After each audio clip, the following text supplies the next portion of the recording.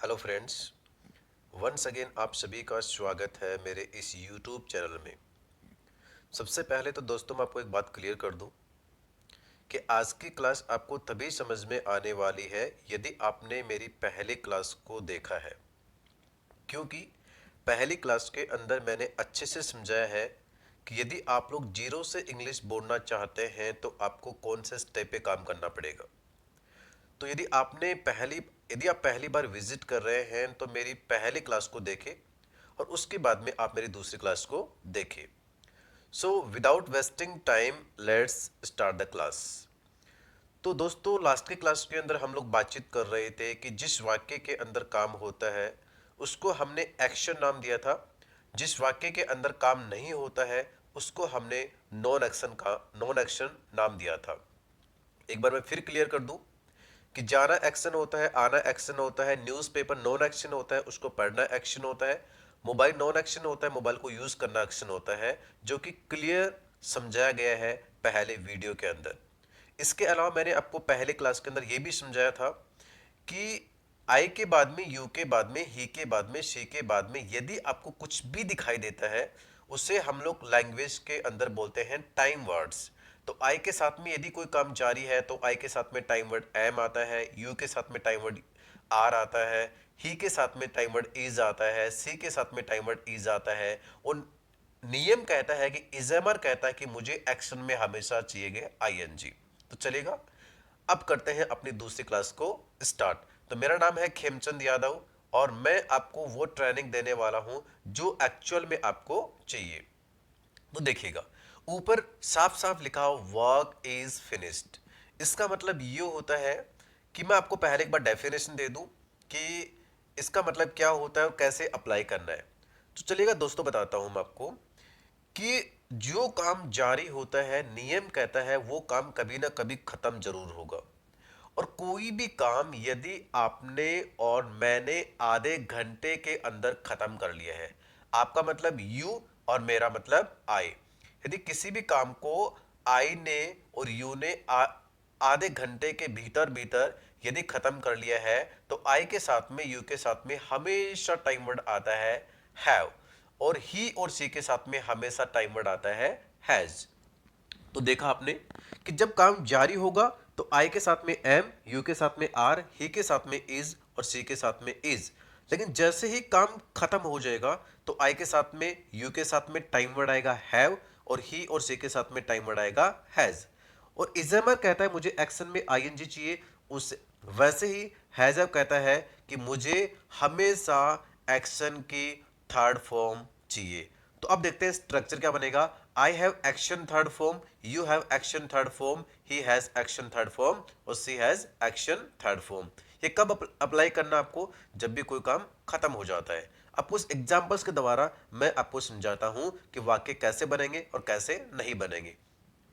सबसे ऊपर ही ऊपर साफ साफ लिखा गया है कि आई के साथ में, यू के साथ में तो आपको लगाना है हैव और ही और सी के साथ में आपको लगाना है हैज। और पीछे वाली स्लाइड के अंदर मैंने आपको समझाया था कि हैजव कहता है मुझे हमेशा एक्शन में कौन सी फॉर्म चाहिए? Third form. तो चलेगा, यहां पे पहला मैंने एग्जांपल लिया है, मैंने लिखा है। देखो किसकी बात की मैंने? अपने आप की बात की। अपने आप को व्यक्ति क्या बोलेगा? आई। और नियम कहता है काम खत्म हो चुका है तो आई के साथ में टाइम वर्ड कौन सा आएगा? हैव। और हैव के बाद में कौन सी फॉर्म आती है? Third form. लिखने को इंग्लिश में बोलते हैं राइट और राइट की थर्ड फॉर्म होती है रिटन। तो पहला एग्जांपल बन गया आई हैव रिटन। अब यदि आपको थर्ड फॉर्म नहीं आती है तो मैंने आपके लिए राइट साइड के अंदर एक बॉक्स बना रखा है जिसके अंदर मैं आपको सब थर्ड फॉर्म बता दूंगा जो मैं स्लाइड के अंदर आपको दिखा रहा हूं। आप चाहे तो कुछ समय बाद में इसका स्क्रीनशॉट पे ले सकते हैं। तो मैंने लिखा है आई हैव रिटन। दूसरा एग्जांपल लेते हैं, मैंने आपको मेल भेजा है। किसने भेजा है मेल? मैंने भेजा है। ये काम जारी नहीं है, काम खत्म हो चुका है। मेरी मेरी बात कर रहा हूं तो अपने आपको क्या बोलूंगा? आई।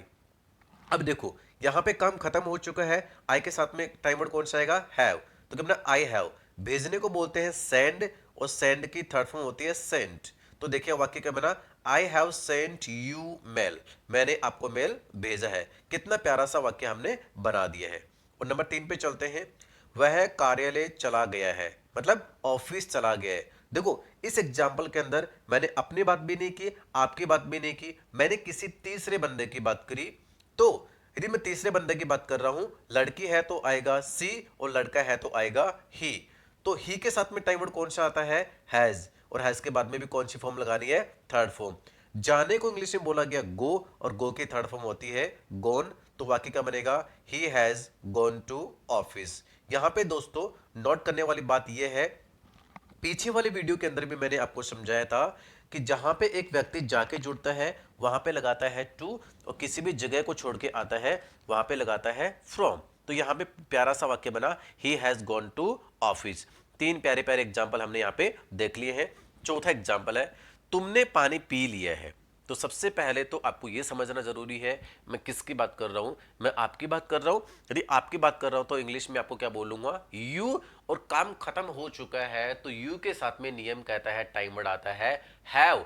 और खाना और पीना इंग्लिश में होता है टेक, और टेक की थर्ड फॉर्म होती है टेकन। और क्या पी लिया आपने? पानी। पानी को इंग्लिश में बोलते हूं वाटर। तो देखिएगा प्यारा सा वाक्य बना, यू हैव टेकन वाटर। आपने पानी पी लिया है। कुछ और एग्जाम्पल के द्वारा हम लोग देखते हैं। अब देखिएगा राइट साइड के अंदर है जो थर्ड फॉर्म आपने देख रहे हैं स्लाइड के अंदर, यहां मैंने लिखी है।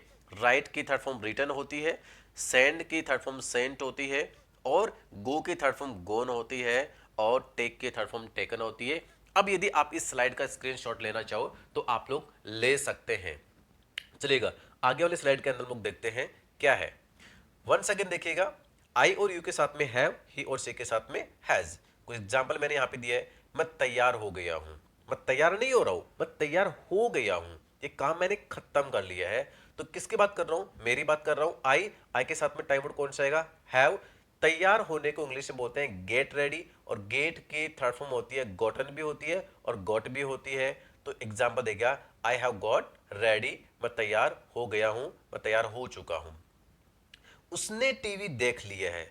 यहां पे मैं ही की बात कर रहा हूं, और ही के साथ में टाइम वर्ड कौन सा आता है? हैज आता है। और टीवी देखना होता है वॉच टीवी, और वॉच की थर्ड फॉर्म होती है वॉच्ड। क्या देख लिया है? He has watched TV. आगे चलते हैं। मेरी बहन आ गई।